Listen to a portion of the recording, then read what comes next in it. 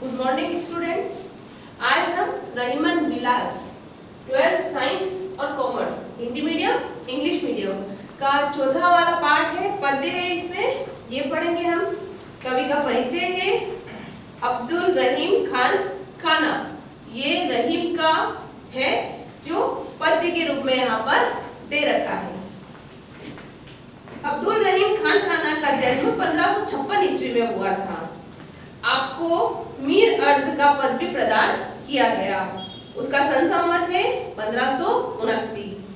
अब यहाँ पर आपको खान खाना की उपाधि 1584 ईस्वी में आपको दी गई। उपाधि मिलने के बाद में 5000 का मनसब भी प्रदान किया गया। आपको सन 1589 ईस्वी में आपको वकील की पदवी से भी सम्मानित किया गया। तो ऐसे छोटे छोटे जो क्वेश्चन हैं ये हमारे ऑब्जेक्टिव क्वेश्चन में आते हैं, तो ये सारे आपको याद करना है। रहीम एक सहृदय, स्वाभिमानी, उदार, विनम्र, दानशील, विवेकी और वीर व्यक्ति थे। आपकी मृत्यु 1626 ईस्वी में 70 वर्ष की अवस्था में हुई।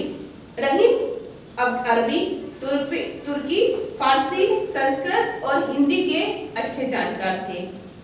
दोहों में आप रचित आपकी एक स्वतंत्र रचना है नगर शोभा। इसमें 142 दोहे हैं। बरबे नायिका भेद अवधी भाषा का लिखा आपका सर्वोत्तम ग्रंथ है। तो ये सारी छोटी छोटी जो चीजें हैं आपको रहीमदास जी के बारे में याद रखना है। अब हम पढ़ेंगे इनका पद्य संग्रह। पहला पद्य है इनका, रहीमन बहु भेषज करत व्याधि न छाड़त साथ, खग मृग बसत अरोग बन हरि अनाथ के नाथ। अब यहाँ पे मैंने मीनिंग भी जो शब्दार्थ है वो आपके लिए लिखे हुए हैं।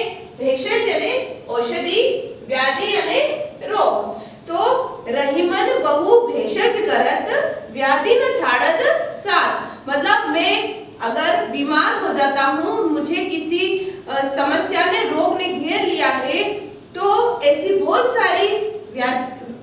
सारी औषधियां हैं जो उन रोगों को समाप्त करने वाली होती हैं, फिर भी मैं उस रोग को उससे दूर नहीं हो पाता हूँ। खग मृग बसंत अरोग बन हरि अनाथ के नाम।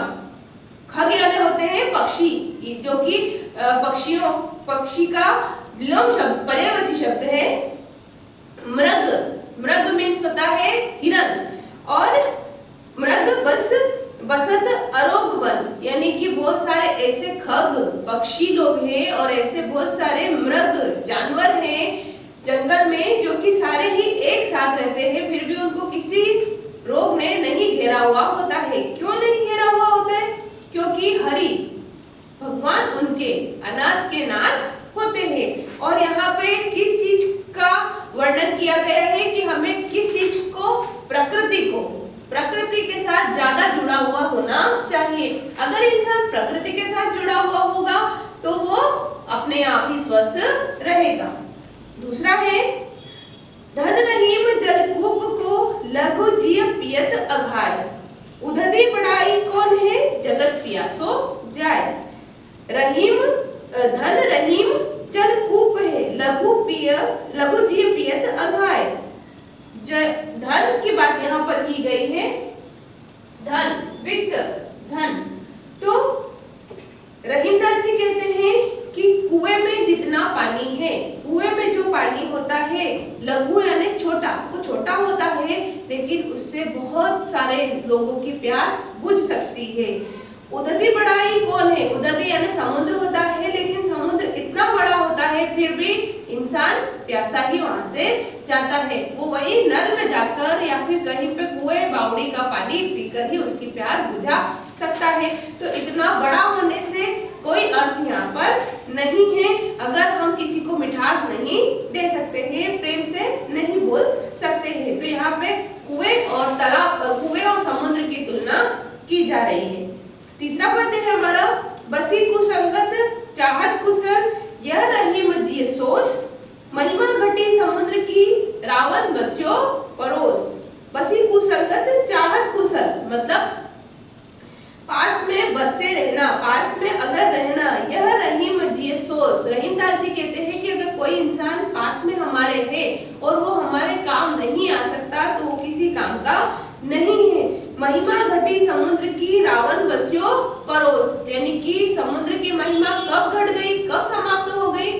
जब राम ने क्या किया था, पूरे एक सेतु बांधकर समुद्र को लांघकर वो लंका में पहुंच गए थे, जबकि रावण उस समुद्र के किनारे ही रहता था। कहने का मतलब ये है कि आप कुसंगति मत कीजिए। चौथा है हमारा, रहीमन असुआ नैन ढरी जिह दुख प्रकट करे, जाहि निकारो गे ते कद में भेद कही दे। रहीमन असुआ नैन ढरी मतलब अगर हमारी आंख से आंसू निकलते हैं, असुआ यानी आंसू, हमारी आंख से अगर आंसू निकल रहा है तो हमारे दुख को प्रकट कर देता है। हम किसी के भी इंसान के सामने कभी अगर चले जाते हैं और हमारे मन में बहुत दुख है, बहुत रोष है, तो हमारे आंसू निकल जाते हैं। किसी व्यक्ति के नहीं निकलते हैं या फिर किसी व्यक्ति को देख कर ही हम रो देते हैं। तो जिस इंसान से हमको संवेदना होती है या फिर जो इंसान हमें समझता है, उस इंसान के सामने जाकर हम बिल्कुल नर्वस हो जाते हैं और हमारे आंसू हमारा दुख प्रकट कर देते हैं। जाहि निकारो गेहते कस न भेद कही दे। अब यहाँ पे दो चीजें बता रखी है, जैसे रावण ने किसको निकाल दिया था अपने घर से, विभीषण को। क्यों निकाल दिया था? क्योंकि रावण उनको समझ नहीं पाया था। उन्होंने बोला था कि आप सीता को, राम को वापस कर दो, लेकिन रावण ने ऐसा नहीं किया। तो जब रावण ने ऐसा नहीं किया तो विभीषण जाके राम से मिल गए, और जब राम से मिले तो उन्होंने उनको सारे ही भेद बता दिए। क्या क्या भेद बता दिए थे? कि रावण नहीं मरता, रावण राम से नहीं मरता अगर विभीषण सारे भेद उनको नहीं बताते कि रावण की नाभि में अमृत छुपा हुआ है। तो ये जो सारी चीजें हैं, रहीमन असुआ नैन ढरी जिय दुख प्रकट करेई, जाहि निकारो गेहते, जिसको गे से, शरीर से और हमारी धन संपत्ति हर चीज से हमने अगर अलग कर दिया तो क्या करेगा?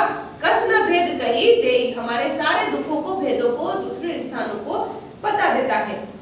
पांचवा है हमारा, जब लगी वित्त न आपनो तब लगी मित्र न कोई, रहीमन अंबुज अंबु बिनु रवि नाही न हित होय। जब लगी वित्त न आपने तब लगी मित्र न कोई, जब तक हमारे पास धन है, वित्त धन है, संपत्ति है, तब तक हमारे सारे मित्र बने हुए रहते हैं। तब लगी मित्र न कोई, रहीमन अंबुज अंबु बिन, अंबुज और अंबु, यहाँ पे अंबुज यानी कमल को बता रखा है और अंबु में मतलब पानी को बता रखा है। तो जब तक पानी नहीं रहेगा तब तक कमल उसमें नहीं खिल सकता, और दोनों चीजों को लेकर भी कमल को खिलने के लिए सूर्य का प्रकाश, रवि बता रखा है यहाँ पे, रवि नाहिन हित होय, मतलब रवि, सूर्य की किरणें जहाँ तक नहीं पड़ती है वहां तक कमल नहीं खिलता है। इसलिए यहाँ पे ये बता रखा है कि जब तक आपके पास पैसा है, धन संपत्ति है, तब तक आपके सारे मित्र हैं, लेकिन फिर भी जब आपको मित्र की आवश्यकता होती है और जो मित्र आपके संकट में काम आए वही आपका सच्चा मित्र होता है। अकिन्ही बातें करे सोहत जागे जोय, ताही सिखाए जगाए वो रहीमन उचित न होय। अकिन्ही बातें करे, अकिन्ही मतलब फालतू की इधर उधर की बातें कभी भी नहीं करना चाहिए। सोहत जागे जोय, जो इंसान अगर अच्छी बातों को ही ग्रहण करता है, ताही सिखाए जगाए वो रहीमन उचित न होय। फालतू की इधर उधर की बातें करने से ज्यादा अच्छा है कि जो हम कार्य की, काम की बातें हैं वो करें और हमारे देश को, हमारे जो सारी चीजों को हम सही करें और आगे बढ़ाएं। सातवां है, देनदार को और है भेजत सो दिन रेन, लोग भरम हम पे धरे याते नीचे नैन। अब यहाँ पे ईश्वर के और मनुष्य के बारे में बता रखा है। देनदार कोई और है, देने वाला तो कोई और ही है। हम खुद दान करते हैं तो हम ये कहते हैं कि हाँ हमने इतनी चीजों को दान किया, हमने यहाँ पे मंदिर का निर्माण करवाया, हमने ये बनवाया, हमने वो बनवाया, लेकिन वो देने वाला कौन है? ईश्वर। भेजत सो दिन रेन, वो दिन और रात दोनों को बनाने वाला है और समय को परिवर्तित करने वाला है।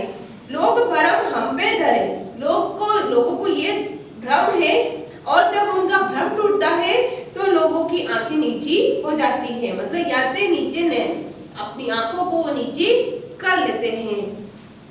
8वां है हमारा पद्य, क्षमा पड़न को चाहिए छोटन को उत्पाद, कह रहीम हरि को घट्यो जो भृगु मारी लात। अब भृगु क्या थे? एक ऋषि थे। इनके बारे में भी एक बहुत लंबी सी कथा है, समय कम होने की वजह से मैं आपको थोड़ा सा शॉर्ट में समझा दूंगी। क्षमा पड़न को चाहिए, बड़े व्यक्ति को हमेशा क्षमा कर देना चाहिए। छोटन को उत्पाद, छोटे तो हमेशा ही उत्पाद करते हैं, मतलब छोटों की भूलों को हमेशा क्षमा कर देना चाहिए। कहा रहीम हरि को घट्यो, रहीमदास जी कहते हैं कि हरि ईश्वर विष्णु भगवान का कुछ नहीं घटा था, जो भृगु जी ने, भृगु ऋषि ने उनको जाकर लात मार दी थी। एक समय ब्रह्मा विष्णु महेश की परीक्षा लेने के लिए भृगु जी गए थे, शंकर भगवान के पास गए तो उन्होंने उनका तिरस्कार करके उनको वहां से भेज दिया। ब्रह्मा जी के पास गए तो वहां से भी उनको तिरस्कार के रूप में ही मिला। लेकिन जब वो विष्णु भगवान के पास गए तो अपनी शेषशय्या पर शयन कर रहे थे, वहां जाके जैसे भृगु जी ने उनकी छाती में लात को मारा तो वो उठ के खड़े हुए और दोनों हाथ को जोड़कर वो भृगु जी की स्तुति करने लगे कि भगवान मेरी जो छाती है ये वज्र से भी कठोर है, तो इस वज्र से भी कठोर छाती से आपके पैरों में कहीं चोट तो नहीं आ गई। तो इसलिए यहाँ पे जो छोटों की विनम्रता को देखा गया है और बड़े को क्षमा करने के लिए देखा गया है। तो जैसे ही भृगु जी ने विष्णु भगवान की विनम्रता को देखा तो वो समझ गए कि विष्णु भगवान ही श्रेष्ठ है। 9वां है हमारा पद्य, टूटे सुजान मनाइए जो टूटे सो बार, रहमत फिरी फिरी पोइए टूटे मुक्ता हार। टूटे सुजन मनाइए